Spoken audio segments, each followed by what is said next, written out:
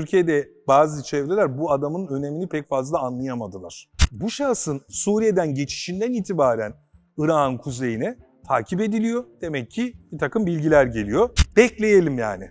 Her an bir şey bekleyebiliriz. Yani inşallah eceliyle ölmeyecekler yani.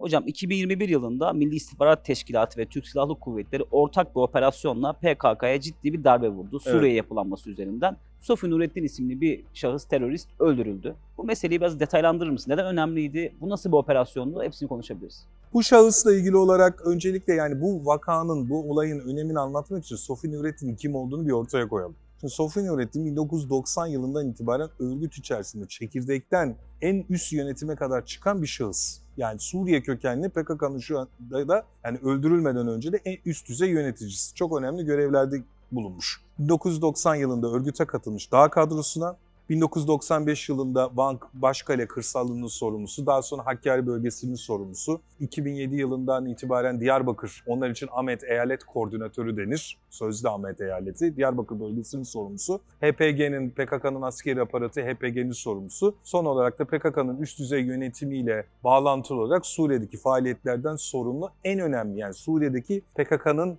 aparatı olan PYD ve onun askeri kanadı YPG unsurlarıyla koordinasyonu sağlayan üst düzey yöneticilerden bir tanesi. Bu şahıs örgütün çok önemli isimlerinden bir tanesi. Bugüne kadar SİHA'lar vasıtasıyla gerçekleştirilen en önemli, imha edilen, etkisiz hale getirilen en önemli örgüt yöneticisi diyebilirim. Türkiye'de bazı çevreler bu adamın önemini pek fazla anlayamadılar. Bu çok önemli bir iş.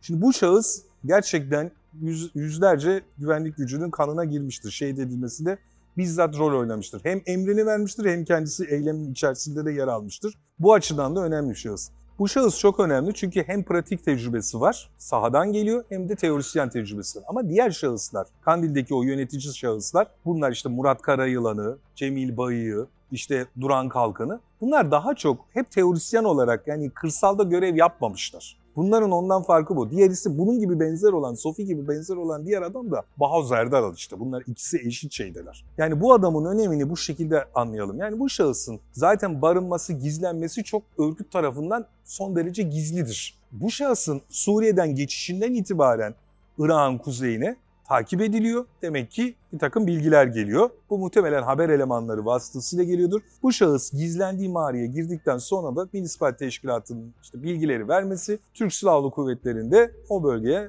cerrahi bir operasyon icra etmesi, saklandığı mağaraya bu şahıs etkisiz hale getiriliyor. Bu çok önemli bir iş. İstihbarat tekniği açısından son derece kıymetli bir iş. Hocam peki bu şahıs PYD, YPG için tam olarak hangi noktada ve PYD, YPG'ye vurulan bir darbe noktasında da bize ciddi bir olumlu referans sağlıyor mu? Şimdi bu PKK'lı, 90'lardan itibaren PKK'lı ama Suriyeli.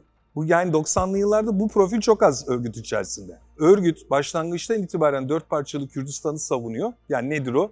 Irak'tan, Suriye'den, Türkiye'den ve İran'dan, Kürt nüfusun yaşadığı bölgelerden ayrılan topraklarla işte Akdeniz'e de bir çıkması olan bir bağımsız Kürdistan devletinin kurulması. 90'lı yıllardan itibaren Türkiye vatandaşı olmayan Kürt kökenli şahıs sayısı örgütte az. İranlı, Suriyeli vesaire az. Bu önemli. Yani şu anda mesela Suriye kökenli Kürt sayısı çok fazla örgütte ama 90'lı yıllardan itibaren bu az. Yani bu şahıs Türkiye'deki HPG unsurlarının komutanlığını yapıyor, yöneticiliğini yapıyor, örgütün üst düzey yönetimine kadar çıkıyor ve şu anda Suriye'deki faaliyetleri de icra eden yani sorumlu olan ve Kandil'le YPG, PYD arasında köprü vazifesi gören Suriye kökenli olduğu için de o bölgelerde de saygınlığı olan tabanda, tamam, önemli bir şahıs. Bu açıdan örgüte vurulan çok önemli darbelerden bir tanesi. Diğerisi de Bahoz Erdal işte.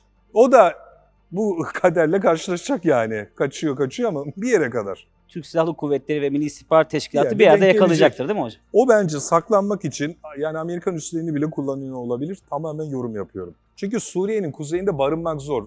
Irak'ın kuzeyinde barınmak kolay çünkü coğrafya müsait ve derinliğe inebilirsin. Burada derinliğe inmek riskli. Esad bölgesi var, DH var. Yani bu açıdan yani Bahoz'un Amerikan üsleri vasıtasıyla bir barınma ve gizlenme veya bir destek alarak bir barınma ve gizlenme yapma ihtimali çok yüksek ama bu hiçbir bilgiye dayanmadan benim kanaatimdir. Onun altını çizmek isterim. Hocam peki PYD ve YPG'de bu şahsın öldürülmesi, teröristin öldürülmesi bir etki, bir kırılma oluşturmuş mudur? belki bunu rakip olarak gören şahıslar açısından olumlu bir etkisi olmuş olabilir. Çünkü neticede bir liderlik mücadelesi veya yöneticilik mücadelesi her organizasyon içinde olduğu gibi terör örgütleri içerisinde de vardır. Bu Kandil'in kontrol mekanizması gibi YPG, YPG üzerinde. Şimdi bunun ortadan kalkması biraz böyle bir bazı unsurlar arasında bir rahatlama olabilir. Gevşeme, yani Kandil'le Suriye yapılanması arasındaki irtibatta zayıflamaya da yol açabilir gibi düşünülebilir ama hani bu mutlak olacak bir şey değildir. Çünkü hala örgütün PYD, YPG unsurlarına bir kontrol mekanizması olduğu da bir gerçek ama bunun zayıflamakta olduğu da bir realite. Hocam PKK içinde bir hizip olduğu iddiası hep uzun süre dillendirilir.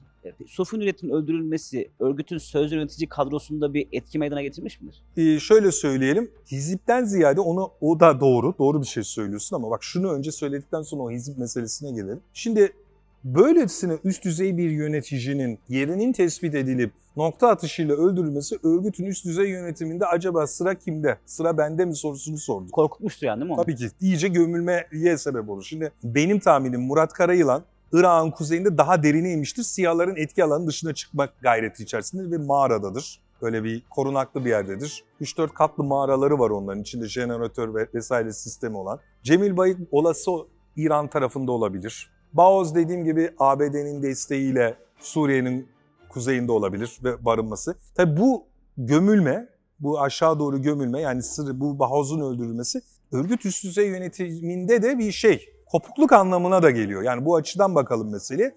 Şimdi tamamen değerlendirme gibi düşünelim. Murat Karayılan biraz daha PKK'nın NATO ve Amerika Birleşik Devletleri ile bağlantısı açısından önemli adamdır. Cemil Bayık İran bağlantısı açısından önemli adamdır. Baoz Erdal işte Suriye yapılanması açısından önemli bir adamdır. Yani bunların arasındaki irtibat ve muhaberenin böyle bu operasyon korkusuyla sekteye uğraması elbette örgüt üst düzey yönetiminde de bir zafiyet olarak da olası bir zafiyet kaynağı olarak da düşünülebilir. Hocam şimdi Sofi Nurettin 2021'de öldürüldü ama terör örgütünün çok sayıda sözde yöneticisi hala yaşıyor. Bunlarla ilgili bir operasyon beklentiniz var mı? Yani Sofi Nurettin çok önemli yani. Sadece Sofi Nurettin öldürülmüş gibi zaten hani izleyicilerimiz bunu takip ediyordur. Birçok örgüt üst düzey yönetimine ondan sonra faaliyet icra edildi bu şekilde. Orta ve üst düzey yöneticisine yani sürekli olarak örgüt üst düzey yönetiminin baskılandığını görüyoruz. Bu İstihbarat Teşkilatı'nın operasyonlarıyla ve SİHA kapasitesiyle. Elbette ki biz önümüzdeki süreçte örgütün daha üst düzey yöneticiler ya da hepsi yani Baoz da çok önemli bir adam. Sofi de çok önemli adam. Murat Karayılan'a da hani daha bilinendir ya Cemil Bayık. Yani bunların hepsi eşit ve öneme sahip adamlar. Bekleyelim yani. Her an bir şey bekleyebiliriz. Yani inşallah eceliyle ölmeyecekler yani. Hocam teşekkür ederim. Eklemek istediğiniz bir şey var mı? Yok. Nazif teşekkür ederim. Ben teşekkür ederim.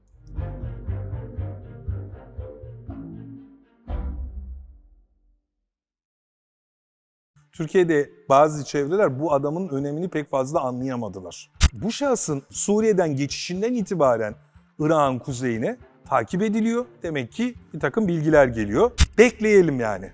Her an bir şey bekleyebiliriz. Yani inşallah eceliyle ölmeyecekler yani.